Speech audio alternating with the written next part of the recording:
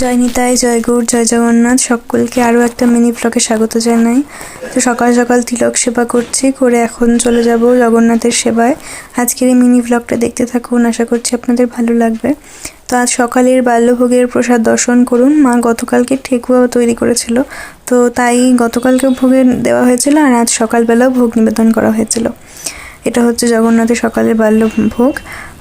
আর আজ কিন্তু অনেক দিন পর, 3-4 দিন পর আজ বাইরে পুরো ঝলমলে রোদ উঠেছে, তাই আজ জগন্নাথকে খুব সুন্দর শৃঙ্গার করা হয়েছে। জগন্নাথের শৃঙ্গার দর্শন করুন।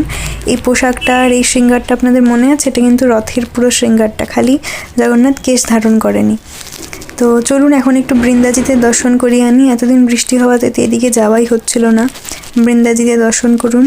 আর সবথেকে বড় কথা, যে জিনিসটাকে আপনাদের দেখাতে নিয়ে এলাম সেটা হচ্ছে এই দুটো গাছ। আপনাদের মনে আছে দুর্গাপুজোর মহাপঞ্চমীতে গিয়ে বাজার থেকে যে দুটো ফুল গাছ নিয়ে এসেছিলাম জগন্নাথের সেবায়? তো সেই ফুল গাছগুলো এখন কেমন আছে আপনাদেরকে একটু দেখাই, কেননা তারপরে তো আর দেখানোই হয়নি। কি ফুল গাছ সেটা আমি এখন বলবো না, যখন জগন্নাথের সেবায় এই ফুল গাছগুলো থেকে ফুল হবে তখন আপনাদের একবারে বলবো যে কি ফুল গাছ। তো আজকের এই মিনি ব্লগটাতে আর বেশি কিছু দেখাতে পারছি না, কেননা সেরকম কিছু দেখানোর মতো আজ নেই।